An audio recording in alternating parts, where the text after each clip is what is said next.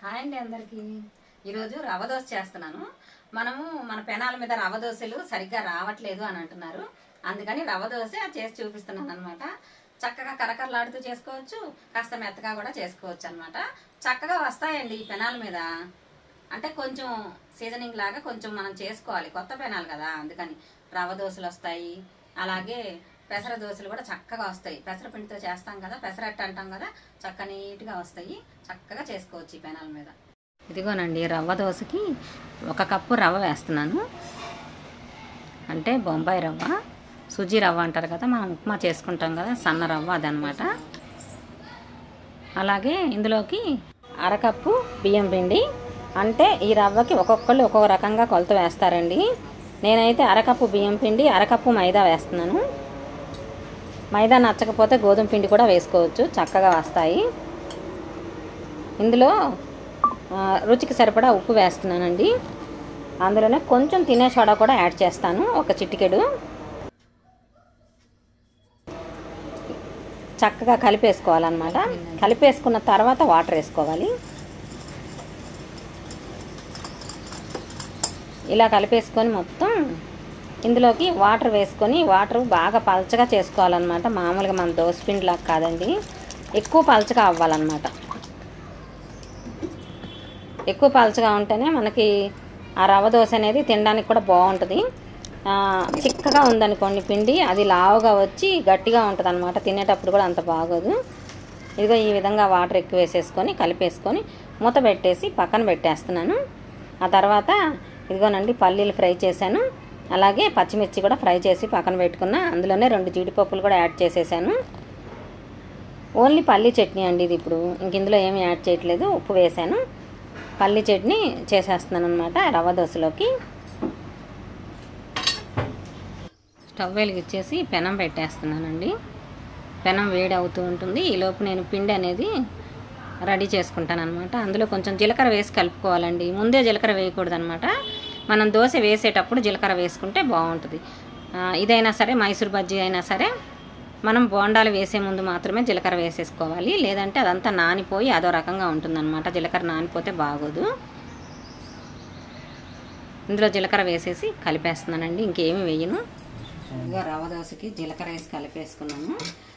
చూడరా తేజ, పెనం ఎంత బాగుందో అసలు. పెద్ద పెనం తేజ, ఇది భలే బాగుందన్నమాట. ఇది అసలు జొన్న రొట్టె చేసుకోవడానికైనా రవ్వ దోశ వేసుకోవడానికి భలే బాగుంటుందిరా. పెనం అయితే భలే బాగుంది అసలు. పెసరట్టు అయినా చక్కగా వేసుకోవచ్చు. కొందరు అనుకుంటున్నారు దీని మీద రవ్వ దోశ రాదేమో, పెసరట్టు రాదేమో అనుకుంటున్నారు. చక్కగా వస్తాయండి. ఇదిగోండి చూడండి ఎంత బాగుందో పెనం అసలు. ఇది వేరే వాళ్ళకి ఇచ్చేదేనండి, పన్ను చేసి పక్కన పెట్టాను అనమాట. ఇప్పుడు రవ్వ దోశ వేద్దామని తీసాను అనమాట. తీసి రవ్వ దోశ చేస్తున్నాను దీని మీద, ఈ పెనం మీద. పెనం స్టవ్ అయితే హైలో పెట్టుకున్నానండి, మంట బాగా హైలో పెట్టుకున్నాను. ఇదిగోండి పొగ వస్తుంది. ఇప్పుడు తగ్గిస్తున్నా, స్టవ్ కొంచెం తగ్గించేసి ఇప్పుడు రవ్వ దోశ చేస్తా. రవ్వ దోశ దీని మీద అండి. రవ్వ దోశ అంటే బాగా పలచగా కలుపుకోవాలి. అలా అని చెప్పి మరీ నీళ్ళగా చేసేసాము అంటే రాదు. చూసారు కదా, ఇదిగో ఇలా కలుపుకోండి. ఇలాగా కొంచెము ఆయిల్ తోటి ఇట్లాగా రఫ్ చేశాను, కొంచెం గట్టిగా అదమాలి, అది రఫ్ చేశాను. ఇప్పుడు నేను దోశ వేస్తానండి దీని మీద. కొత్త పెనం అండి ఇది, బాగా వాడిన పెనం ఏం కాదు. నేను పన్ను చేశాను అనమాట. పన్ను చేసి వేరే వాళ్ళకి ఇచ్చే దాని మీద ఇలాగ దోశ వేస్తున్నాను.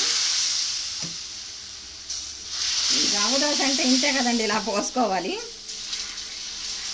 ఇంకా రవ్వ దోశకి ఇలాగా పక్కకి పోతుంది పిండి, మాకు ఇలా కొంచెం గుంటలాగా ఉండేది కావాలి అంటే కనుక అలా కూడా చేసిస్తామండి మేము. లోపలికి కొంచెం ఇలాగ ఉంటుందన్నమాట. అప్పుడు మనం రవ్వ దోశ వేసినా కూడా ఇలా పక్కకి పోకుండా ఉంటుంది. అలా కూడా మీకు కావాలంటే చెప్పండి, ఆ విధంగా కూడా రెడీ చేసిస్తామన్నమాట. కొంచెం ఆయిల్ వేసినా కూడా ఇలాగా చుట్టూరు పడిపోకుండా ఉంటుంది అన్నమాట. జొన్న రొట్టెకి కూడా బాగుంటుంది. అలా కావాలి అంటే అలా మేము చేసిస్తామండి. ఇంతకుముందు పద్మ గారు కూడా అడిగారు, ఆయిల్ వేసినప్పుడు అలా పోకుండా ఇలా గుండెలాగా ఉండేలాగా చేయొచ్చు కదండి అని అడిగారు. ఇప్పుడు మేము అలా కూడా చేయిస్తున్నామండి. అలా కావాలంటే చెప్పండి, కొంచెం రేట్ ఎక్కువ అవుతుంది కానీ చేసిస్తాము.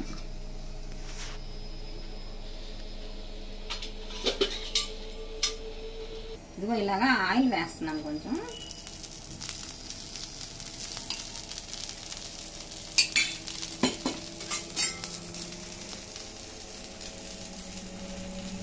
బాగా ఫ్రై అవ్వాలన్నమాట. ఫ్రై అవుతేనే ఇది మనకి కరకరలాడుతూ వచ్చింది.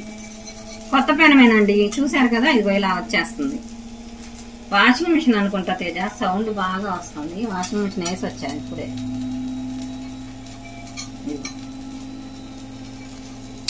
ఇంకా పన్ను అయిన పెనం, బాగా కొన్ని 4 రోజులు వాడిన పెనం మీద అయితే ఇంకా బాగా వస్తుంది అనమాట. ఇది సిమ్లో పెట్టి కాసేపు ఉంచుదాము, చక్కగా కరకరలాడుతూ వస్తుంది.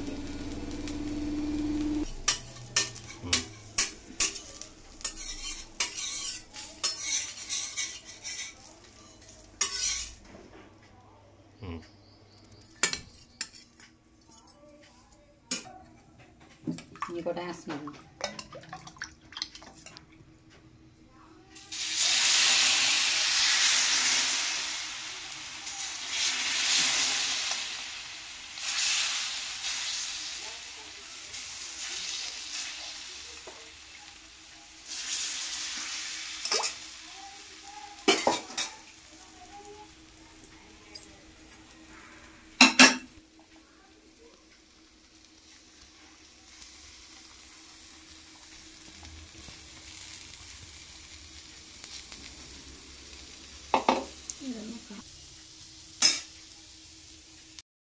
ఇవ్వనండి, దీని మీద అయితే కొంచెం కారం కూడా యాడ్ చేస్తున్నాను. ఉల్లిపాయలు వేసేసి అలాగే కొంచెం కారం యాడ్ చేస్తున్నాను.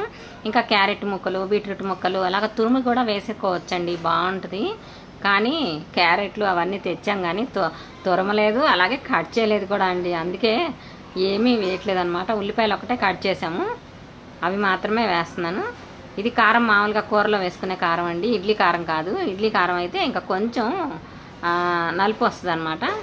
కూరల్లో వేసుకునే కారం ఉంటుంది కదండి, అదే యాడ్ చేశాను అనమాట. బాగుంటుంది ఇది కూడా, ఎందుకంటే ధనియాలు, జీలకర్ర అన్నీ వేస్తానండి కూరలో కూడా. ఎందుకంటే ఎక్కువ కారంగా ఉండడం, అలా ఉండకుండా ఉండటం కోసం అలా చేస్తానన్నమాట. పచ్చికారం వేసేసాము అంటే కడుపులో మంట అలా వస్తుందన్నమాట ఎవరికైనా సరే. అందుకని కొంచెం జాగ్రత్తగా ధనియాలు, జీలకర్ర, మెంతులు అన్నీ వేసి తయారు చేస్తాను. ఇదిగోనండి, ఈ దోశ అంకుల్ గారు ఇలా చేయమన్నారనమాట. కొంచెం లావుగా వేయమన్నారు, అందుకని లావుగా వేసాను. ఇప్పుడు ఈ విధంగా చేస్తున్నానండి. ఉల్లిపాయలు ఫస్ట్ వేసేసి అలాగే కొంచెం పచ్చిమిరకాయలు కూడా వేసి దాని మీద పిండి వేసుకుంటే ఇదొక రకం అన్నమాట. ఇలా కూడా చేసుకోవచ్చు, మీకు తెలిసే ఉంటుందండి. ఇలా కూడా చేస్తారు కదా రవ్వ దోశ, మామూలుగా హోటల్స్లో ఈ విధంగానే వేస్తారనమాట. మనకి రవ్వ దోశ అని అడగగానే ఆనియన్ రవ్వ దోశ, మామూలు రవ్వ దోశ అని అంటుంటారు కదండి, అలాగా ఈ విధంగా కూడా చేసుకోవచ్చు. ముందు ఇవన్నీ వేసేసి స్టవ్ హైలోనే పెట్టానండి. ఇవన్నీ యాడ్ చేసి ఆ తర్వాత పిండి వేస్తున్నాను అనమాట. ఇది కొంచెం సేపు ఎక్కువసేపు ఉంచుదామండి, ఎందుకంటే బాగా కడక్కైతే కరకరలాడుతూ ఉంటే బాగుంటుందన్నమాట. అలా చేసి చూద్దాం ఈసారి.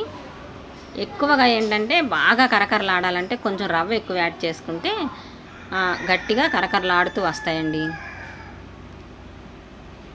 నేను అదే పిండితోటి వేసానులేండి, రవ్వ కప్పు వేసాను కదా, అలాగే వేసాను, ఇంకా ఏమీ యాడ్ చేయలేదు.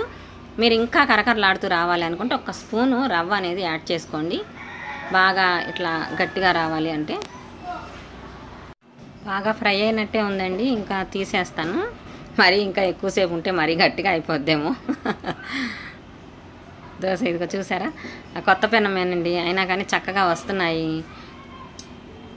మేము వాడుతున్నాం కదండి, బాగా వస్తాయండి. అంటే ఎవరో ఒకరు కామెంట్ పెట్టారనమాట, రవ్వ దోశలు వస్తాయా అండి అని.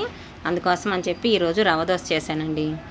చక్కగా వస్తాయండి రవ్వ దోశలు, అస్సలు అంటుకోవన్నమాట, నీట్గా వస్తాయి. ఇదిగో చూసారా, చక్క కడక్కుగా గట్టిగా వచ్చింది. తీసేసి ప్లేట్లో పెట్టేసా, ఇంకా చట్నీ కూడా పెట్టేసాను. రవ్వ దోశ వీడియో కోసం రవ్వ దోశ అలాగే పల్లీ చట్నీ చేశాను. జీడిపప్పు కూడా వేసి చేసా, భలే ఉంటుంది చూడు, ఎంత బాగుంటుందో. ఇదే అంటే ఎంత కరకరలాడుతుంది, గట్టిగా ఉందిగా. కొంతమంది ఇష్టపడతారుగా కరకరలాడేటట్టు కావాలిగా. చాలా అయిందమ్మా రవ్వ దోశ తిని. చూద్దాం టేస్ట్ ఎలా ఉందో.